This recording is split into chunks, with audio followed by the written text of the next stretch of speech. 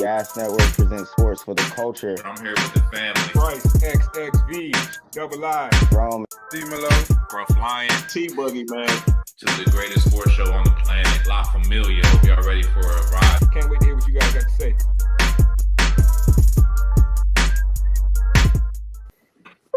Hey, y'all know how I feel about that intro music, man. You gotta get jiggy with it when that come on. Y'all know what it is. Your favorite sports show, the best sports show on the planet. Gas presents sports for the culture. I'm your host tonight at Bryce XXVII, aka Mr. Big Leaguer, aka the Good Mister, aka the banker, man. But the banker ain't doing too good in the market right now. But you know what they say, buy the dips. I'm staying positive. You know, I'm looking at these stocks that they on sale right now. Y'all know what it is. As always, I got the dream team with me. Start with my guy on the bottom left because I like his T-shirt. Introduce yourself. What's up, fellas? Hope y'all been doing good. I just want to say two things, man. Kyrie, get better. A real New Jersey legend. Not cat, bum ass. I'll never support a bum. And then shout out to King James, man, for scoring over 50,000 points, man. The real GOAT. And then, nonetheless, what I really wanted to say, shout out to the Finesse Kings like PG-13, man. He going to say, I'm not doing a podcast. He's officially ready to play after the month of February. Matter of fact, whoever wrote that statement for him, round of applause, man. Just to say you robbed Philadelphia, blindfold and miserable. Man, I love that kind of attitude, man. I like when people finesse. You know, Don the Phenomenon did it to the White House. Now look at PG-13 taking notes from the president. Crazy work, man. My man, I think he waited for him to be eliminated from contention officially to say, I'm focusing on making the championship. It's nasty work, bro. It's nasty work. Top left, man. Give a rebuttal to bottom left nonsense. Hey, what up, man? Scruff, man. Y'all already know what it is, man. Positive vibrations over here. You know what I'm saying? One thing I can say about that kind of activity is, man, you really getting off on someone else's downfall, and that's nasty work, man. That's low vibrational activity, brother. I'll pray for you. Man, what's your sage at, man? What's your little funny ass cup thing? What's all that extra bullshit you got going on? I'll pray for you, man. You don't want that kind of karma, brother. No, I'm all here for it. Fuck all that. Hilarious, man. All right, bottom right. Introduce yourself. D-Boogie. Wash your hands, wash your ass. Y'all know what it is. I don't got too much to say, man. Like, I'm here. Let's go. All right, let's get it, man. First thing I want to talk about tonight, fellas. I want to talk about the fight, man. I was in Mexico over the weekend. Had the spottiest stream of all time. So unfortunately, I couldn't score the fight like I like to. But I thought it was a good one. I thought it was entertaining, and I thought folks that aren't super tuned in to boxing probably had a very big surprise. I wasn't shocked at the outcome or the way the fight went, but I definitely thought it was entertaining. I'm talking about Tank versus Roach. I want to get y'all's instant reactions on winners and what y'all thought about the fight as a whole. T-Boogie, I know you was tuned in, man. What do you think? Can't kill a roach with a tank, baby. Roach is going to survive a nuclear attack. That's for sure. You're good. That's real lit. That's smart as hell. Right. Wait. All right. And that's what happened in the fight, man. The roach found a way. You know what I'm saying? And if you know anything about roaches, they are most dangerous when they're not scared. When they're not scared of the light. That boy Roach was out there, not scared of the light, crawling all over the ring, exchanging, counter punching. No, I don't even think Tank expected that. And my favorite thing about this matchup, and I know it sparked some conspiracies, but these guys know each other. You know what I'm saying? The cities are less than an hour apart. They've fought before, they've sparred, they've been in camps with each other before. I really think Tank thought my power was gonna stop him. My power have him scared. Most Tank opponents in there, please don't hit me with the left.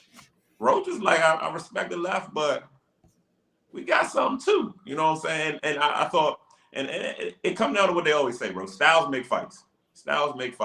And I thought Roach he fought an effective fight, man. His style clearly disrupted Tank. You know what I'm saying? I'm hearing the greases in the eye. I get that. You know what I'm saying? I've seen my son go through that. I thought that's what it was. But when I looked at the replay, the glove tapped him in that same eye. Glove. So maybe he worked the grease in. I don't know. But I ain't gonna be too long-winded. Good fight. I thought Roach won by a round. I thought giving Tank some of the early rounds was outrageous. Specifically rounds 1 and 2, I thought they were a dead draw. Tank didn't do any work, and I know you got to beat the champ, right? You got to come in there and beat the champ if you want the belt. That's boxing. Even you know what I'm saying? Both boxers know that. They discussed that in the ring, right? But at the same time, man, we can't reward the champ for coming out and not fighting till the 6th round. Can't we got like the same way you got to beat the champ, bro. We got to penalize the champ for not fighting, and that's just my take on it. No, I feel that, and I also feel your comment about the first few rounds. I thought they was real close, and you're right. Round 1 and 2 were definitely toss-ups. In real time, I felt like Tank had probably won round 1 and 2. I thought he was a little more effective. And that's the thing about the boxing scorecards is you kind of got to give a winner to those rounds, even though you ain't really no 9-9 rounds unless both guys or tied rounds unless both guys get dropped in a round. You know what I'm saying? You kind of got to give a round to somebody. So I probably lean Tank right there. And at the end of the fight, I felt like Tank probably won more rounds, but I still tweeted out that I thought Roach got robbed, and it's because Tank dropped to that knee. And I've always understood in boxing that if you go to a knee, regardless of the reason, right, that's counted as a knockdown. And if that's counted as a knockdown in that fight, that means Roach wins by unanimous decision because those 2 draw scorecards would have been Roach scorecards. So that's why I feel like he got robbed. G, I see you shaking your head, man. What's your thoughts about the fight? Man, it sucks that wasn't considered a knockdown. Because it goes through the ref first, and then the judges throw those points in there. I mean, but I always stated this: you gotta knock out the champ. Once you start hitting the 10th round and beyond, you gotta knock out the champ, or you have to have late round knockdowns. And he did not do that. So it's like they're gonna give it to the main card. They're gonna give it to Tank for that. That's the only reason why Tank got that draw. Because I'm sure the ref, all those 3 refs saw the same thing. Tank should have lost, but the fact that wasn't considered a knockdown, the judges have to judge it the way they saw it from there on out. They're like, well, to make money out of this, we're going to have another one. And that's the only reason why. I mean, this is boxing, man. This has been going on since before we were even born, where judges want money out of this, and these are sanctioned fights, so it just sucks that this kid didn't get his just dues. Yeah, hard to argue with you there, man. Unfortunate that he didn't get his just due, but I think the fight was close enough that it could have gone either way based off what we know about boxing. So it wasn't like a clear victory in either way, in my opinion. It was close. It was close. And I think that's what surprised the most people that wasn't in tune with who Roach was. How about fight number 2 now? Does Roach try to do a knockout? Because technically speaking, this is the one guy that he doesn't have knockout power. I think he has 10 KOs. Yeah, he's got 10 KOs, but he's been and it happens with some boxers. He's been getting stronger as he's gotten older, right? So I think the fight before the Tank fight, he won by knockout, right? I think he's been getting. I think it was a body shot that he knocked the dude out with. So it seems like Roach is kind of getting stronger as he gets older. But you're right, he's not known the same way Tank is known for the knockouts. Roach is more known as a technical fighter, and he's got a loss on his record already. A fight that I thought he got robbed in again. But yeah, you're right. Not known for the knockouts, but I was conflicted on this one because this is the first fight that I wasn't outright rooting for Tank. I'm a Tank fan, but Roach was born. I'm born in DC. Roach born in DC. I had to roll the birth certificate on that one, man. I was pulling for Roach, so I was happy to see that he came in there and showed himself, man. Scrub, what do you think about the fight and the outcome? I think Tank underestimated him a little bit. You know what I'm saying? I really do. I think familiarity breeds contempt, and I think there was a little bit of underestimation on Tank's part. And, Roach came in like a hungry dog, and I like that.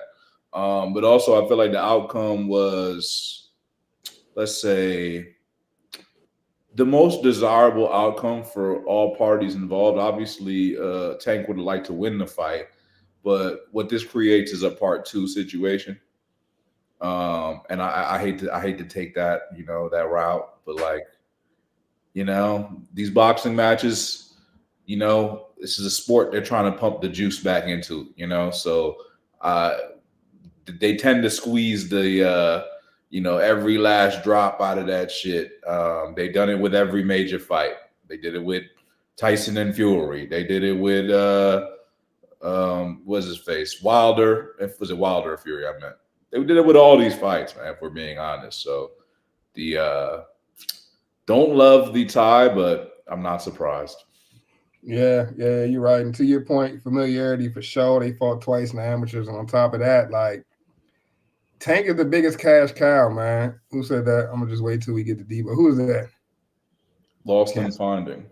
Hey, we getting to Deebo. We getting to Deebo next just for you. But yeah. So to wrap this up, man, Tank is the ultimate cash cow in boxing, bro. He's the only boxer that's doing crazy numbers without Turkey, bro. And if you don't know who Turkey is, that's the Crown Prince, Saudi Arabia, who is, pretty much the go-to man when it comes to getting big checks in boxing right now. Every other boxer got to run to Turkey for a big check. Tank selling out arenas without him. He getting the crazy bag without him. I think we've entered the era for Tank. Like, remember when Floyd Mayweather went from pretty boy to money Mayweather? You know what I'm saying? I think that's what we kind of seeing from Tank right now. I think Tank number one concern is the bread. And if his number one concern is the bread, he just made himself a whole lot richer now that he is likely to have a trilogy with Lamont Roach, man. And that's going to be a very, very in-demand fight, that second fight. Everybody's going to want to watch that because they're going to want to see Tank either lose or see Tank redeem himself, man. And that's the thing about Tank is he's polarizing. I think that's the thing about boxers, about great boxers, or at least great draws when it comes to boxers. They're polarizing, bro. You either love them or you hate them. And I think there's a certain thing about greatness where you either love it or you hate it. So let's keep it pushing. Let's get into some NFL talk. Deebo was on the docket for tonight for sure. So let's talk about it, man. Commanders make the trade for Deebo Samuels. See, I had to rock my Commanders hat tonight just because.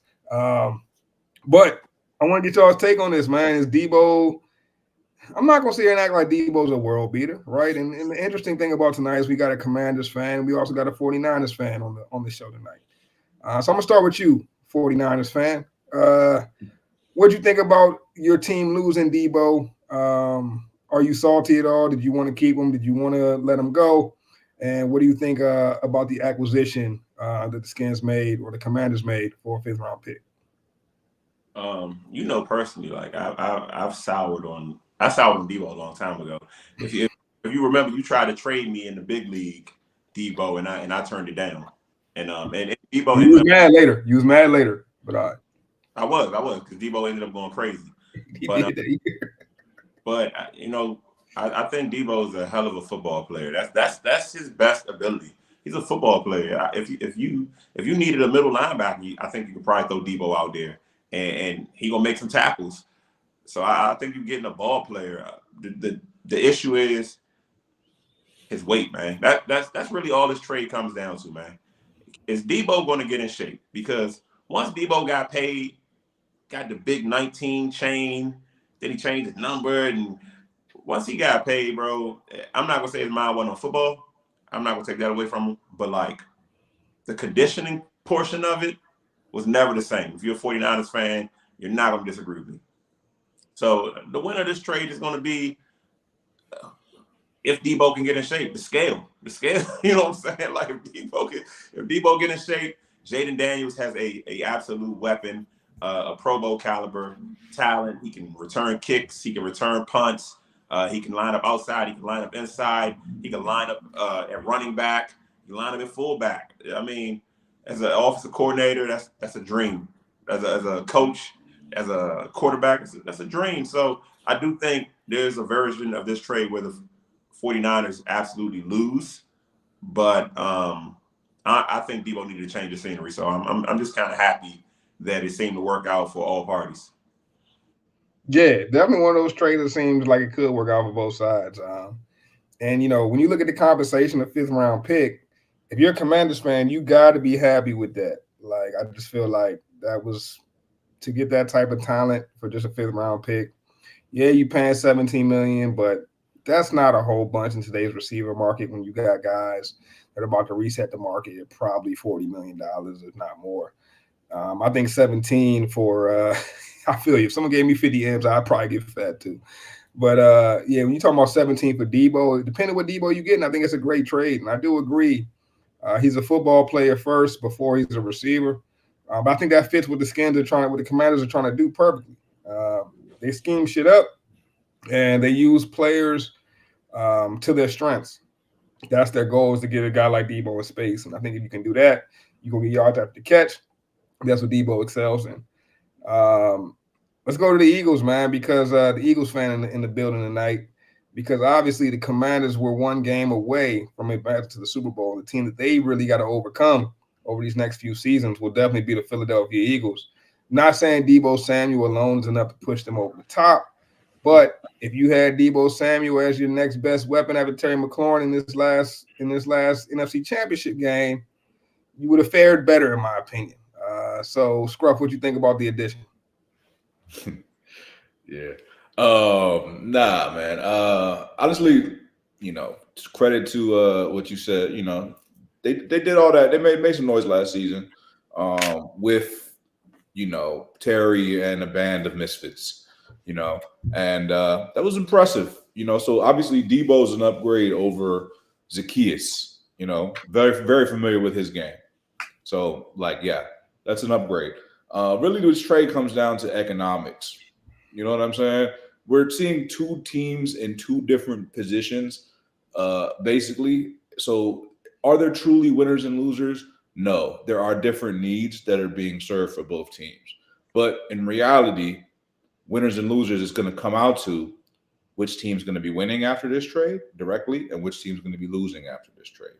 So with that said, the winner of the trade is the Commanders, right?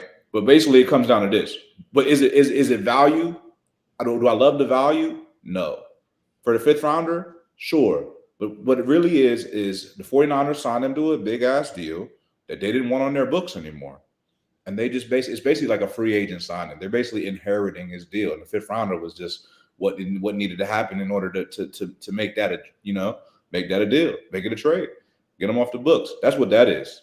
So 49ers got what they wanted. They got him off their books. And in that ways, that's a major win. However, what it's going to lead to in the short term is probably more of the same, because right now the 49ers are in a space where they have to pay their quarterback. So now they got to unload and try to play budget. They in budget mode, right?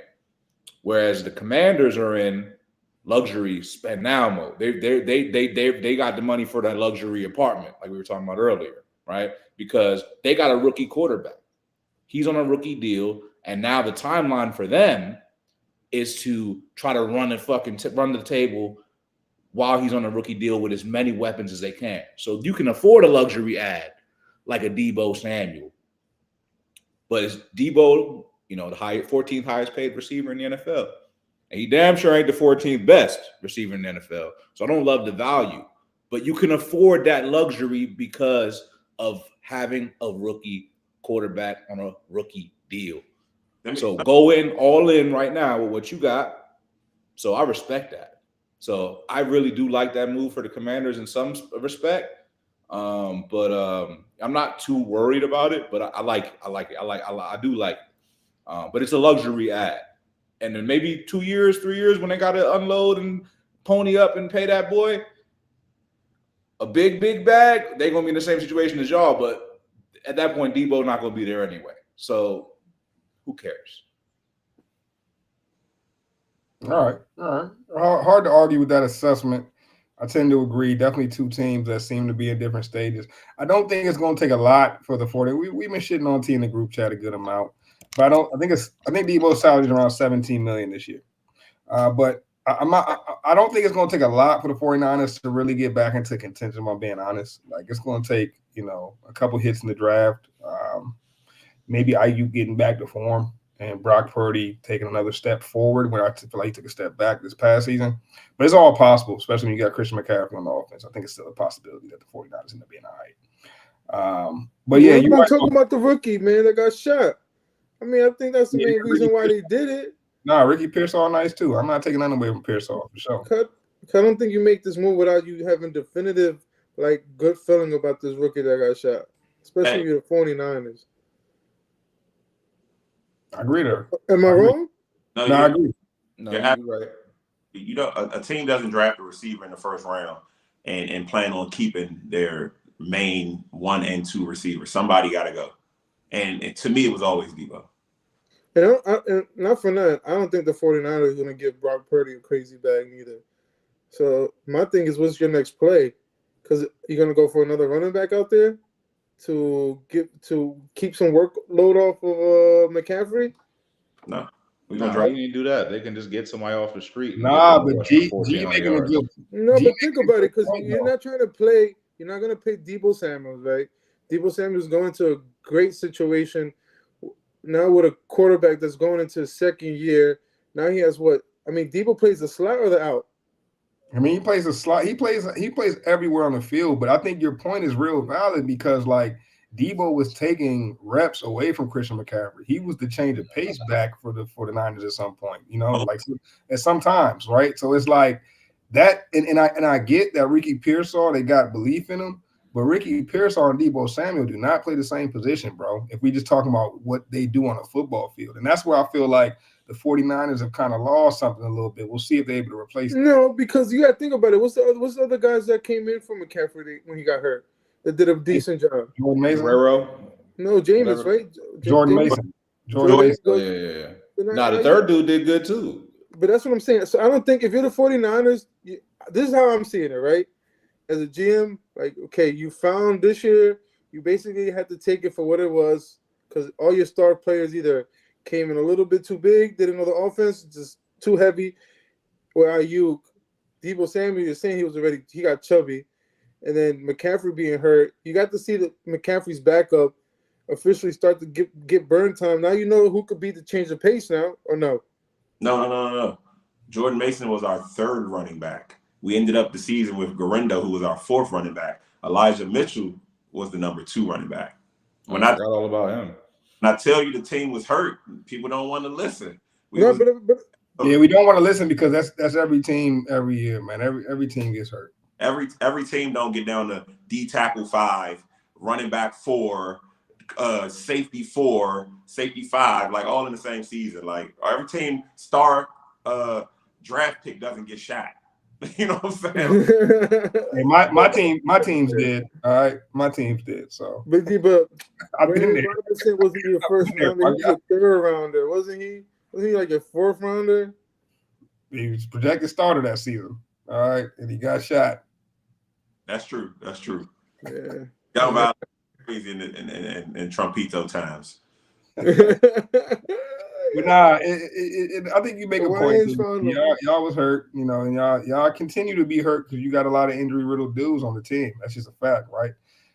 When your main guys are injury-prone, then it's something you got to plan for. And 11 draft picks in this year's draft, I think the 49ers are, well-equipped to address some of those backups and some of that depth that they need. I feel like the 49ers are top-heavy. They need to address depth. All right, so for fantasy points, right?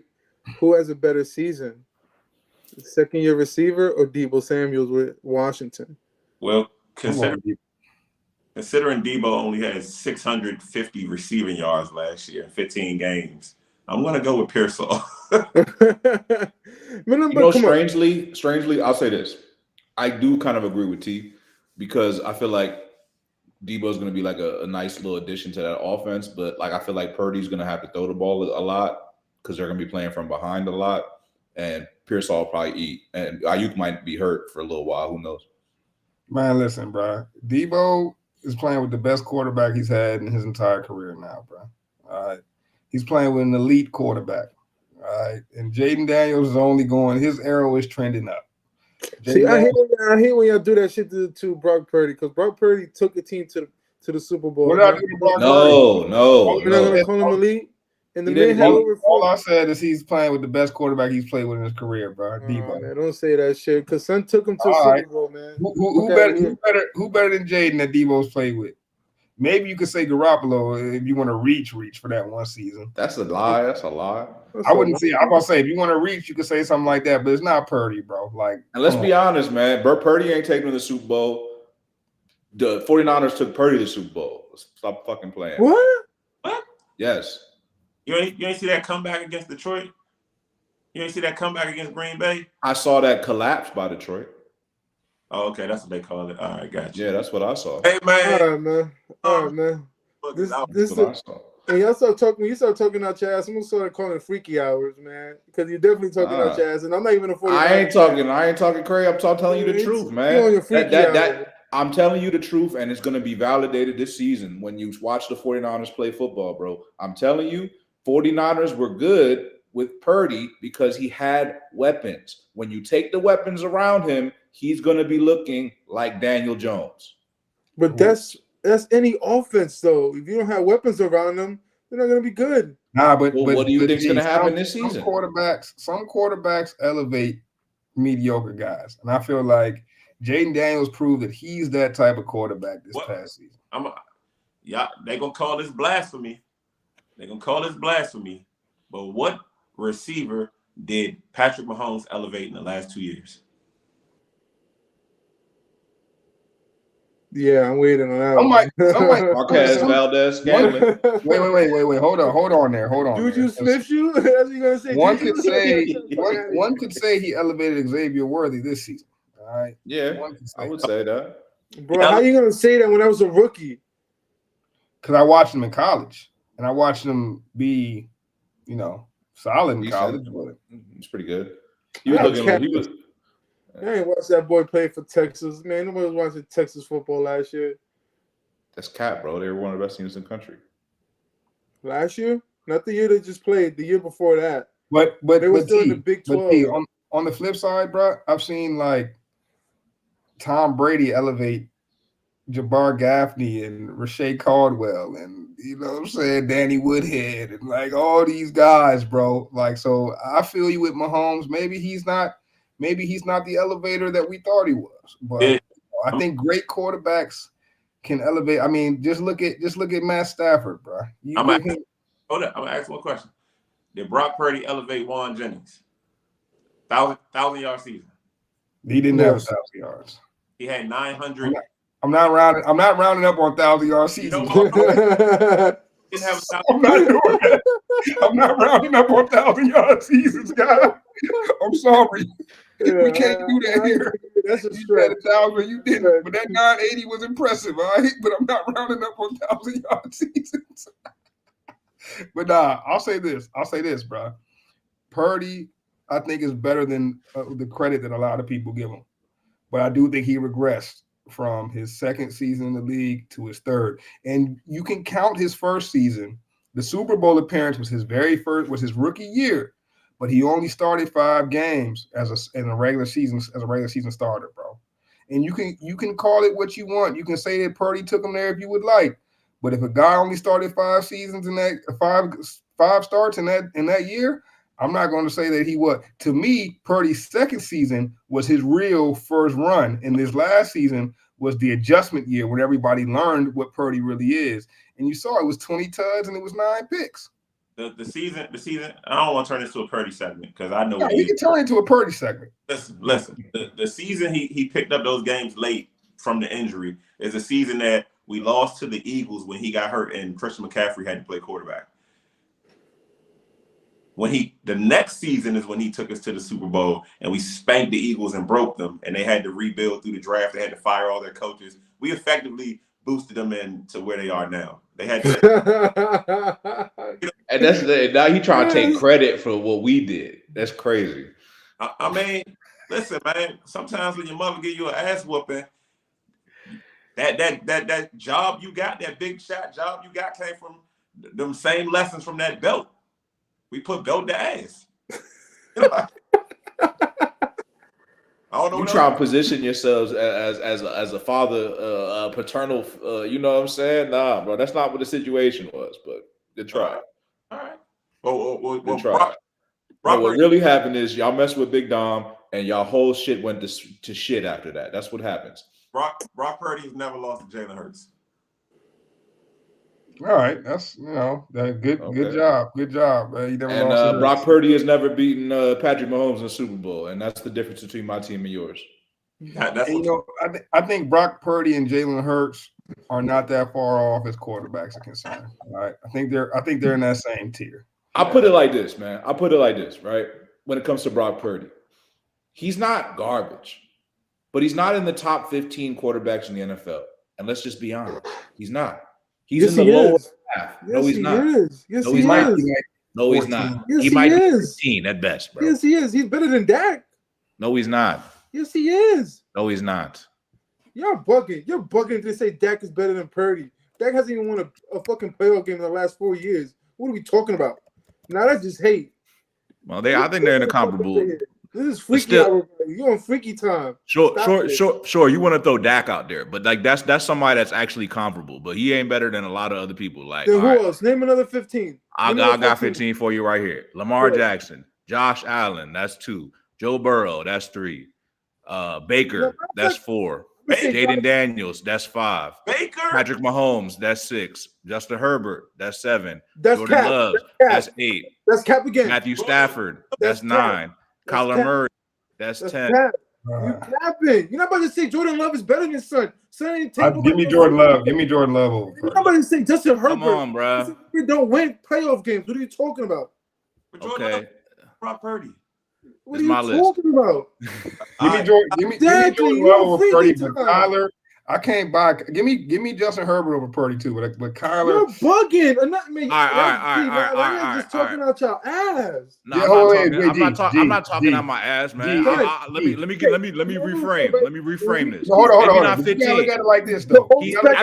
Now looking at the list, he's hovering around 12. Jalen Hurts. What are we talking about? Now. But if the Chargers were to offer the 49ers a trade right now, Justin Herbert for Brock Purdy, the 49ers would take that. The 49ers are taking that trade all day. If they offered Justin Herbert for Brock Purdy, the 49ers are accepting that deal, bro. Like, I get what you want to say. Your qualification is how many playoff wins have you had. But that's not all that matters, bro. But like, it does. Justin Herbert is better than Brock Purdy. CJ Stroud, go ahead, throw CJ Stroud on that list, please. No, you're not. No, you're not. Yeah, you are. No, you're not. Yeah, you are. Yeah, no, you are, bro. Are Give me CJ Stroud over Brock Purdy, bro. Yes. No, you're not.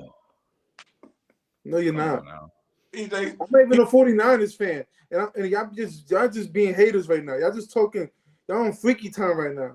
You're on the freaky hour. Nah, man. There's no hate. It's just it is though. You're gonna no, say it's not, bro. It's not hate. If I say, all right, I didn't say Jared Goff though. I was thought about it, but I didn't say Jared Goff. So you could actually Jared Goff and they're comparable because they both went to.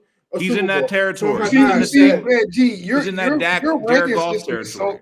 Your ranking system is so basic. But yours is so like why you're not taking talent and skill into account. Everything right you say is Super Bowl wins, MVPs, and playoff victories.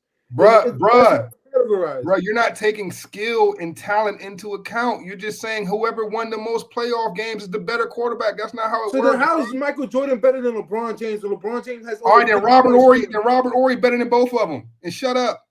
Exactly, bro. So I'm not having that dumbass argument. That's the dumbest argument ever, bro. Just because somebody's won more championships. But that's what it's about. That's the dumbest argument, bro. Like, I feel like that doesn't encompass the whole thing. How many times we get to a matchup and you say the better quarterback is the guy that wins this game? Bro, I do. And what do I always say, bro? When the fields are even, bro, I'm always looking at it like, I bet these are. I bet. So Eli Manning's way better than Tom Brady from here on out. Bro, you're not about to tell me that. You're not about to tell me, bro. You're not about to tell me that Jared Goff is this great guy because he's won on 2 unbelievable teams. One team that had the generational defensive player of our lifetimes, of our era, in Aaron Donald, right? And then he leaves that team, and Matt Stafford has to win the chip. Like, bro, I'm not having this conversation with you, bro. That means Matt Stafford's better than everyone we just listed, dog. And if we're not going to say that, then I don't want to hear shit you got to say about this conversation because it's not rooted in skill and talent, bro. I get what you're saying. If we want to say greatest, fine, bro. But you got to go best. Yeah, you got to measure by wins. I'm not debating that. But if we look at wins, then look at how many wins a player's won in their career then. Look at the winning percentage of a player's career. Unless just go by that. So then let me bring up Brock Purdy going 6-9 as a full-time starter in his second season as a full-time starter. He went 6-9. Are we going to talk about that shit? Or are you going to tell me y'all was hurt? Exactly, bro. And I won't take nothing away from y'all for y'all being hurt that season. But like, dog, it's too much nuance in wins for me to just say, okay, this player won one more playoff game. He's the better player. Like, it's crazy. So how he's obviously. Now tell me this: how better than Jared Goff? How is who? Jalen Hurts better than Jared Goff? Bro, I think that's arguable. I don't put Jalen Hurts up there as one of the best quarterbacks. I think if we look at Hurts and Goff and we talk about talent, that's a good argument as far as quarterbacks. The same way Goff and Purdy is. But you're not about to tell me that these Bama's are better than Justin Herbert, bro. No, bro, I'm not playing that game with y'all just because y'all don't like Herbert. Like, no, I'm not playing that game, bro. Herbert's better than both of them dudes, bro. No, he's not. No, he's not. All right, bro. All right, bet. But we could Joe Burrow disagree. and Joe Burrow's better than him too, and he just had a losing season. So I'm not what. So Joe Burrow some shit because his team didn't win early this season. They was having struggles in the organization. Like, nah, bro. It's not just about what you did, just about wins, bro. There's a lot more nuance. I'm looking at skill and talent, and I'm trusting the fucking eye test, bro, when it comes to skill and talent. Like, start wearing your glasses when you watch Marino, bro. Like, Marino never won one. We're gonna act like he's not better than who won one, bro? Who won one with the Ravens? What's that bum name? Trent Dilfer. So So Dilfer better than Marino, I guess. G. Shut up, bro. Yes. Shut up. Yes. No, that's nonsense. So idiotic, man. I don't know. I can't agree with that at all. Like any of that. I mean, I think it's just very one-sided thinking. Like you have to evaluate all of those factors. Bro, at the end of the day, the only quarterback we've seen almost win anything by himself is Tom Brady. Other than that, everybody else was carried by the team at points. Some quarterbacks did more lifting, but at the end of the day, bro, it's your team. Like, I don't care how you want to slice it. It's the same reason the Chiefs go out and get Mahomes more weapons. They don't say, "Hey, he's elite. We could just load up the defense." No, they go get Worthy. They go get Hopkins. They go get Rice. They go get Hollywood Brown. They go get Juju's, and bro, that's the reality of the sport. So to discredit a quarterback because he has talent around him, name me a quarterback that's winning without talent. Jaden Daniels is a hell of winning without a lot of talent, bro. And I know when Brock Purdy didn't have a lot of talent, this year, he struggled, bro, to win.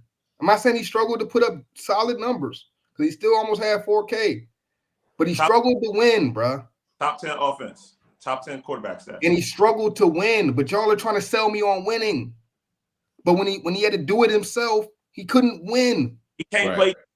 He can't return kicks. But this is why I said you can't just go with winning because he can't return kicks.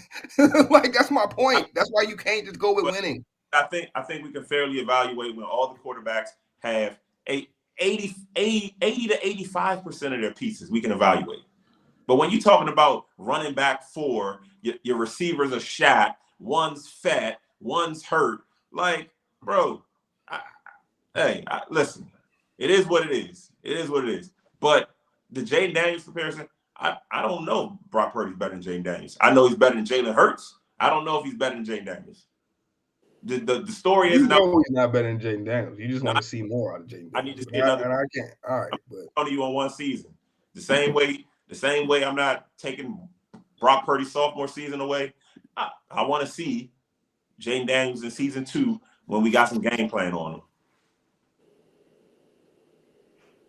All right. We'll see because Brock Purdy full season 2, there was a lot of game plan on him, and it didn't amount to a whole bunch of winning. I like Brock Purdy though. I wouldn't say he's 15. I would say he's probably. No, that's fine. He might be 10. He might be 10. He might. I'll say this. All right, let's look at it like this. There's 32 teams in the NFL, right? Starters, right? The middle of that is 16, right? So top 10, top 5, top 10, and then 10 through 16. That's the high mid. So that's what he is. And that's He's high mid. He's high mid, T. If my quarterback Congrats. in the 1 through 14 range, I'm okay with that because you can win with that. And if we got to pay the quarterback to win, I'm okay with that because how many quarterbacks win on a rookie contract? But here's the thing, though. I think y'all got to pay him. If he's going to be, like, let's be honest. So let's say he's ranked between 10 and 16. We can argue that. I think we could all agree on that, right? No. He's not higher than that.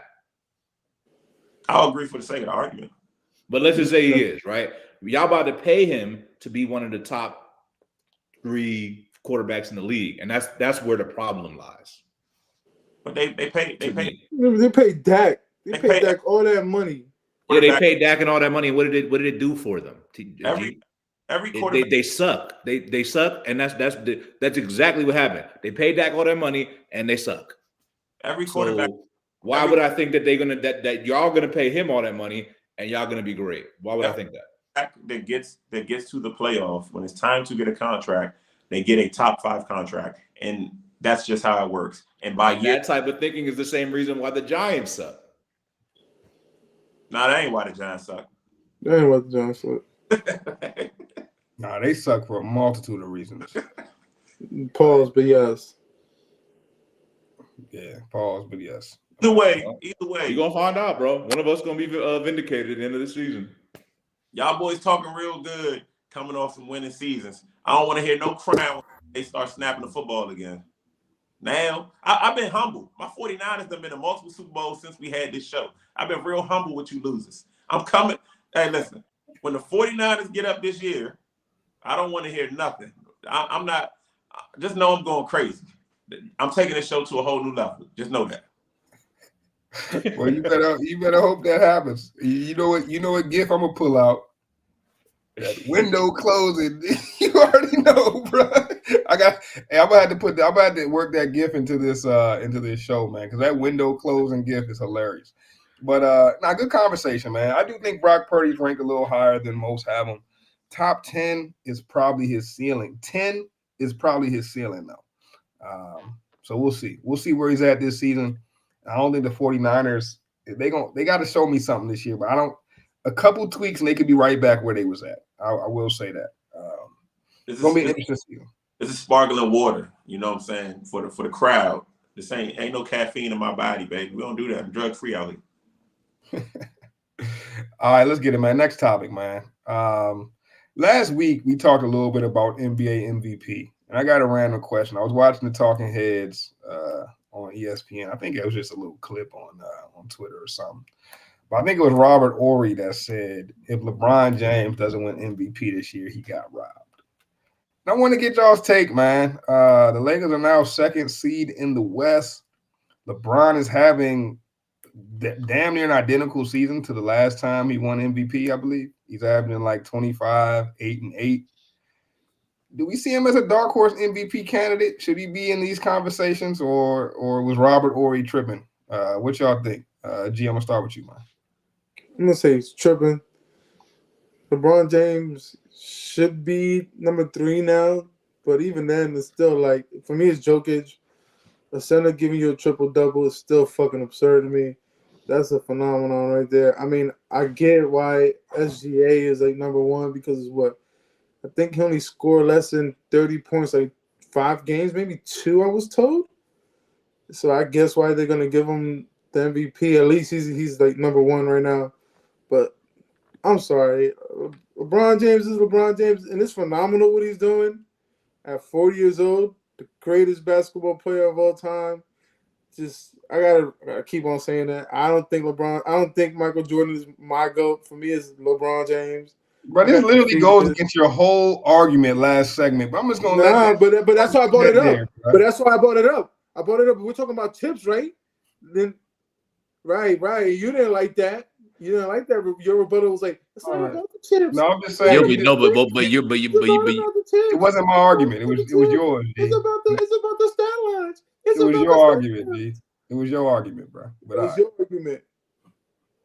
But for me, I'm sorry, but LeBron James he's a dark horse, but yeah, Robert Horry is fucking shot the fuck out.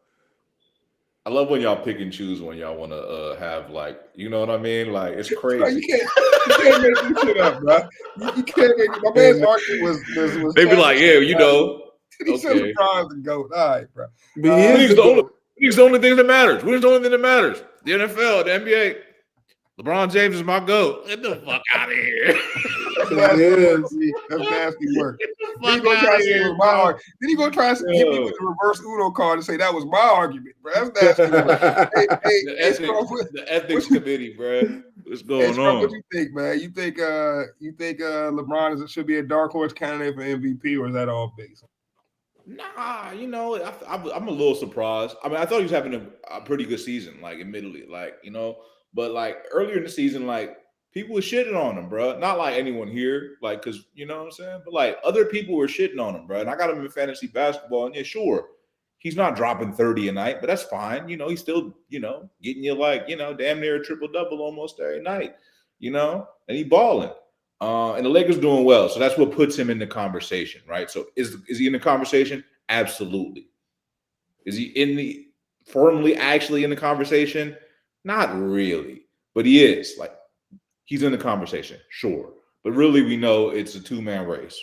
It's Jokic and it's SGA. SGA's kind of got he's got the Josh Allen narrative lead right now for some reason. And I feel like he might get it. But yeah, LeBron's in the conversation, no doubt. What he's doing is amazing, bro. And I think the Anthony Davis trade benefited him because like now he's like playing like a power forward, point forward combo. He's doing his thing, bro. Like he getting more rebounds. Like, you know what I'm saying? Like I like what he's doing. But yeah, it's impressive, man. Yeah, I like what he's doing. He's not gonna win MVP though. All right, T, what's your thoughts? LeBron James is the MVP. He's the most valuable parent. He got his son in the league. He is. You know, I'm a parent myself. So shout out to the MVP LeBron, man, most valuable parent. Like Bronny's going crazy in the G League. We should all aspire to get our sons into the same business that we work in with nepotism. But as far as the NBA most valuable player, no, SGA. Like you don't get to the stats are cool, right? The stats are cool. That's what LeBron does. I'm not taking the stats away. Like Scruff said, it's amazing. At that age, you know what I'm saying? Me and LeBron are a very similar age. And my shoulder just was all noodle, popped out. You know what I'm saying? And LeBron is bumping into people, falling down, initiate contact in the lane. Hats off. This is amazing. Now, the man might be mixed with Android. But SGA is clearly the MVP, man.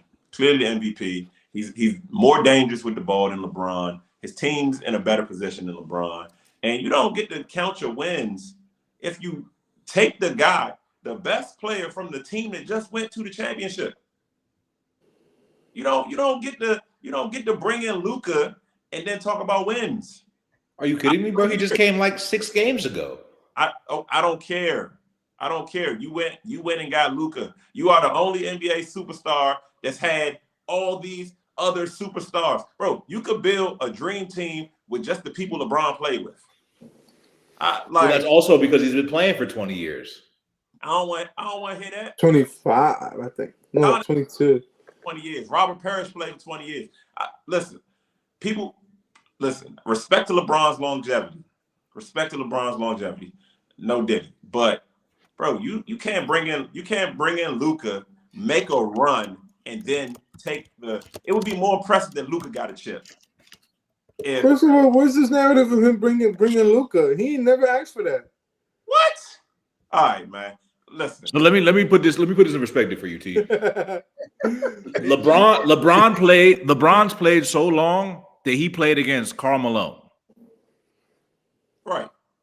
So let's put that in perspective. Like he played against Karl Malone, and like Karl Malone played with Scottie Pippen, and now he's playing against Scottie Pippen Jr. So like let's put that in perspective. Jordan he's kicking up on generations of motherfuckers. When Jordan came back, 2 generations. He didn't trade for Kobe. All right. Jordan came back to the league and said, I'm gonna beat you boys with Kwame Brown. All right. Y'all acting like I mean, I know LeBron is GM or whatever, but like he's not really the GM. Let's Yes, be he real. is. You can't really like be like mad at him because he's got. How? Oh, okay, I see what's going on here. How is he not the GM when he got his son drafted? But that's okay. That's valid. That's valid. That's Genie Bus. That's Genie Bus. We all knew that was gonna happen. That's Bro. nepotism to its finest. Like, Come on, man. what are we talking about here, man? Like You know, the So we're not nepos gonna gotta get- take care of the nepos. You right on that one. JJ Genie Redick- Bus was a nepo baby. Look at JJ Redick. He done got the Lakers not playing in the play-in no more. To now they're in second place. What you bro, gonna say about that? Hey, they LeBron, said JJ was a weird hire, and that looks pretty good. LeBron So installed a podcaster as coach, and now we got Trump installing podcasters to run government agencies. You don't see the play here? yeah, We got to get a podcasting job and get better at it, so we can get a better job. Bryce for president, man. Listen. 2028. You got the juice. You got the juice. You can do whatever you want, and you can also convince people that you're not doing anything at the same time. It's crazy. I don't know how these guys are doing it, but you're not pulling the wool over my eyes, bro. LeBron went and got Luka. He got Anthony Davis out of there. That trade does not happen unless LeBron stamps it. Not only stamps it, he has to double stamp it. It's LeBron. You sure? Yes, sir. Get his ass out of here. Bring Man, you've been hanging around the Reddits too much. You've been listening to too much NBA Central right now, man. Yeah, I don't think so. I actually don't think so.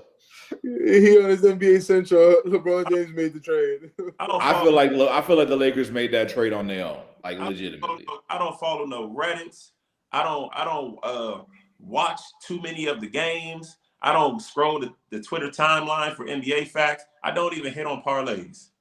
I'm just telling you what is blatant to anybody paying attention. We are not giving LeBron credit. Bro, if LeBron goes and gets another ring, congratulations. But, bro, you brung in Luka. Luka got there without you. Luka got there without you. Yeah, but he ain't do shit though.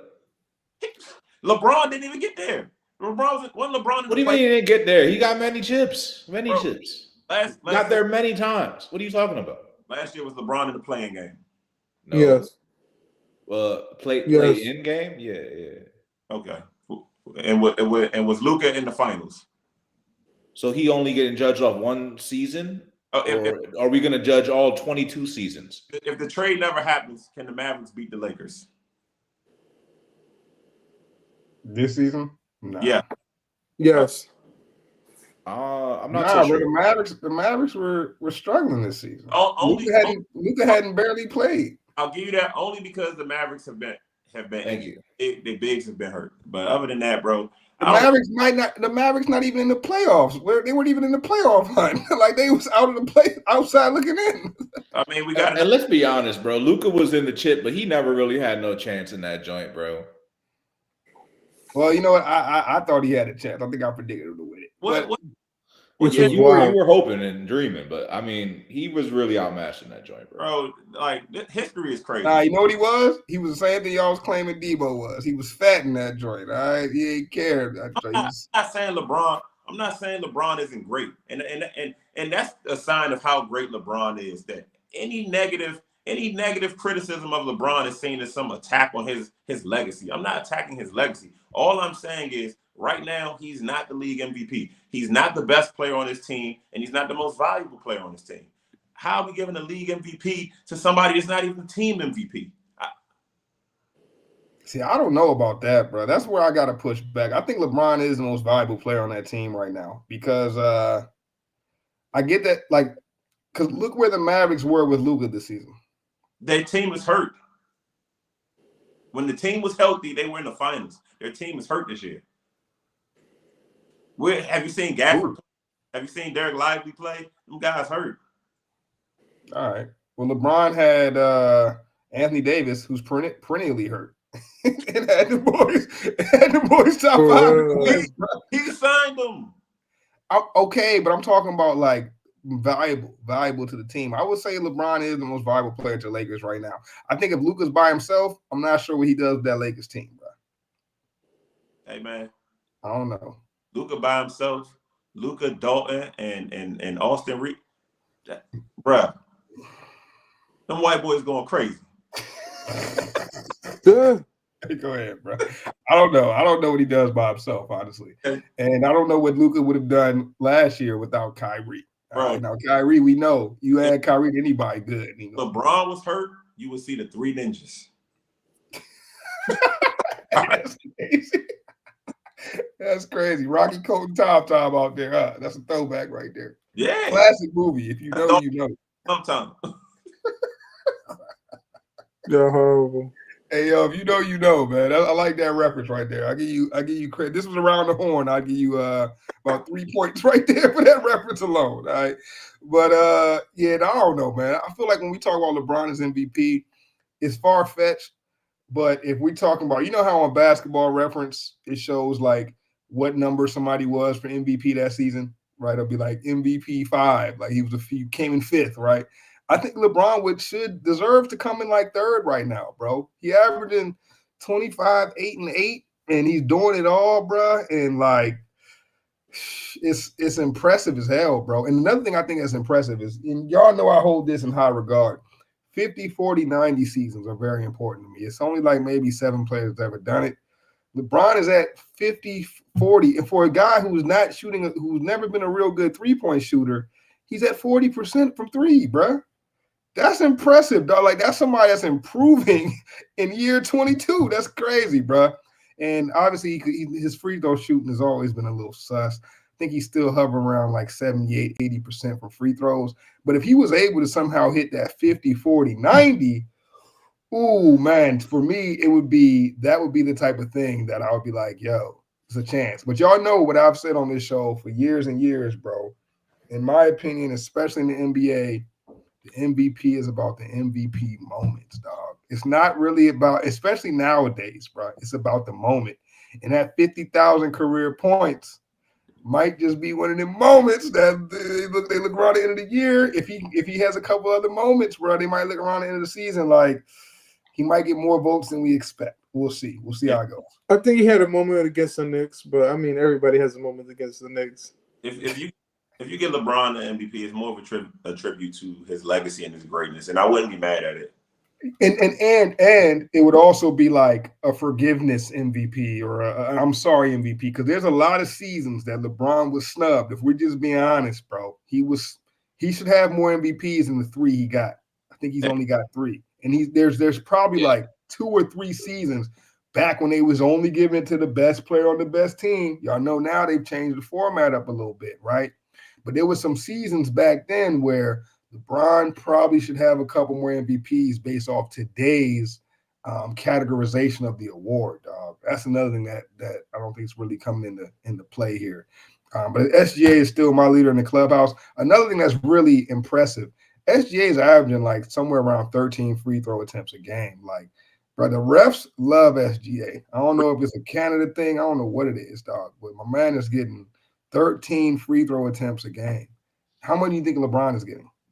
Probably 6, 7. 4.5, bro.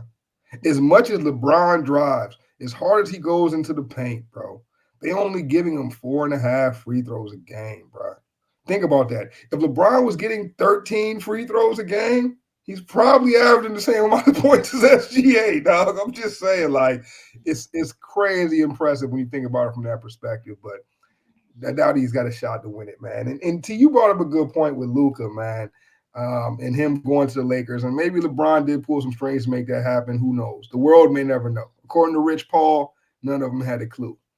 But since Luka has left the Mavericks, it's like they cursed, bro. I mean, 2 or 3 days after the trade, AD going crazy in his first game with him.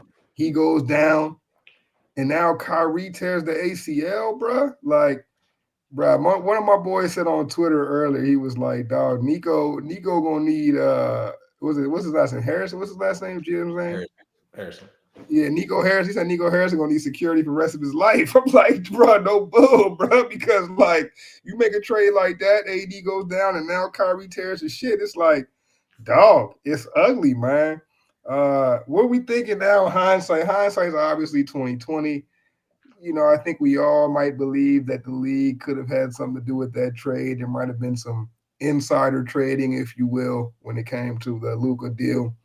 But man, nobody's in a worse spot right now than Nico Harrison, bro. Like, it doesn't get much worse as a GM. What y'all think about kind of the aftermath of this Mavericks deal? G, what up, man? Oh man, if the Lakers go to the Western Conference Finals or the Finals itself, if they win the chip, they got to give Nico a ring, bro. They got to give Nico a ring. Oh my You got to God, get one, dog. a sympathy ring? Jesus Christ, a sympathy ring! Oh my God. And then the fact that the ticket price was going up 8%. Oh my God. Oh my God. At this point, you got to think Miko's a masochist. He likes to go to the dominatrix house and get spanked on because, like, yo, he got a leather mask hiding in his closet because, oh my God. Talk about a black cat walking into your organization and saying hello to everybody. Like, I thought Kyrie Irving's out there burning the stage and hitting that stupid bell. Ding! What the fuck is going on over there? I mean, I got a conspiracy theory, man. They try and get that team to Vegas. yeah, but they already said that that's not happening. And then we tearing ACLs, T, in the name of conspiracies. Yeah, because you saw how he tore his ACL. It was a nasty leg bump. Like, yo, his knee literally like bent the other way. Like, how I feel like that was just like just a little bit of a tough situation. I don't know. I'm not trying. He just kind of getting adjusted now to fasting again. His body might have been a little. No, you didn't see the play where it happened. His knee literally bent in. Like, it wasn't. Yeah, it was like more like a cartilage thing. I seen my guy T Boogie survive a incident like that and it come out healthy, man. No ACL tear, dog. I'm just saying, bro. Well, yeah, when T was I famously yelled out it was a non-contact when it happened. My man popped up. It was good, bro. I don't know. I thought Kyrie was gonna be good on that. T, your conspiracy might have some merit, bro. I don't know. I thought that was just like a little hyperextension. And here he tore his ACL. I'm like, damn, bro. I was hurt. I mean, I look at it like this when it comes to this whole situation, right? Y'all try. I mean, I personally, right off the bat, I feel like any move you make, you should think about the future when you make the move, right? You gotta serve you now, but you gotta serve your future too. Is this move gonna bring me closer to the future that I desire? Right? That's what you gotta ask yourself. So the fact that the Lakers made this trade, I got Luka. I love the trade. I said as much, right? But like, y'all try to sell me, and by y'all, I think I mean T, that they were the Mavs won the trade in the short term. Well, they damn sure did not win the trade in the short term because y'all sold me on the short term win when AD just got hurt and not Kyrie out for the season. So the short term win, that didn't happen. It's actually the complete opposite. So now that the short term crapped out, now what's your play, right? Now, so here's it's 3 years. That's what we consider the short term, right? That's what I consider. True. I mean, sure. We want to find it that way. The shortest of the short term of those 3 years is the first year. So the first year, it's not going well. So you get third of the way, you already tanked your shit. But anyway, the only way that they can recover this is if, and here's my theory, they're gonna, in the offseason, they're gonna go get KD. KD's gonna go to Dallas. No, it's already been discussed. They're gonna go all out for KD. They want to pair him with Kyrie and AD. And let me tell you what, that team can win a chip. No. KD, Kyrie, KD, AD with them centers, and maybe they got to package some people, of course, but like, it's KD. But like, I thought he was about to say ADHD, some crazy shit like that. What's going on here? If KD won a ring, go play with Giannis and B. Middleton. You'll get you a ring. The prodigal son returns. KD gonna return to Texas and get a ring. That would be the prodigal son of Texas. He's a prodigal son of DC. That'd be a good way to end a career. But he would have went over there instead of going to Brooklyn with Kyrie if he really loved DC. Hey, he don't want to play in DC. Shut your mouth, G. He don't want to play in DC, man. All right, wait. That's an interesting conversation right there, man. I want everybody to chime in. Let us know. Does LeBron have a chance at MVP?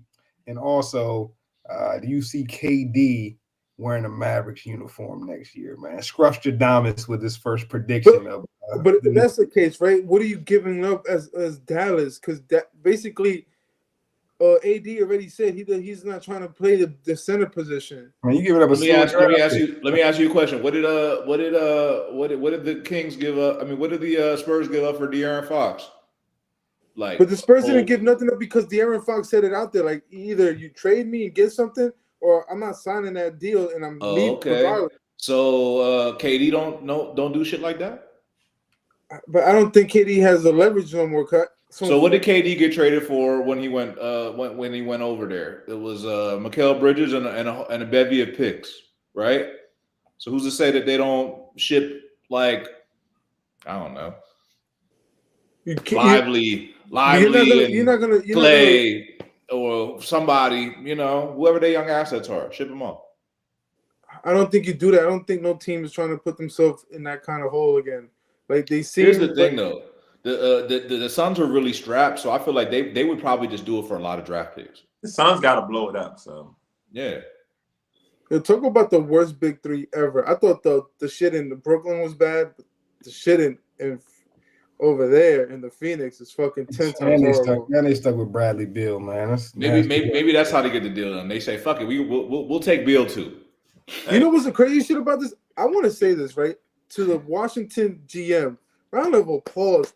The greatest finesse of all time is able to give up 2 non-trade clause contracts and get something back in return. And you know what? At the end of it, he ain't got to see none of that shit.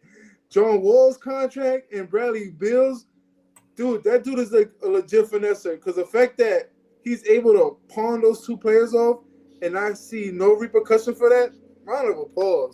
No. It's a new GM that traded Bradley Beal, but that contract should have been untradeable. I'm still shocked we was able to get that one off, bro. Like, that contract really should have been untradeable, dog. Wait, it wasn't the same GM who gave Bradley Beal that contract? No. We got a new GM, but to your point though, that contract should have been untradeable, and he got it off somehow. Shout out to my guy Will Dawkins, man. But hey, good show tonight, fellas. I think a lot of good points was made. Chime in the comments. Let us know how y'all think we did tonight, man. I know we had some off the wall takes here or there, man. Make sure y'all put us in check if y'all feel like we was wilding. But if you agree, let us know that too, man. Make sure you like and subscribe the channel and this video. Y'all know how we end each and every episode, man.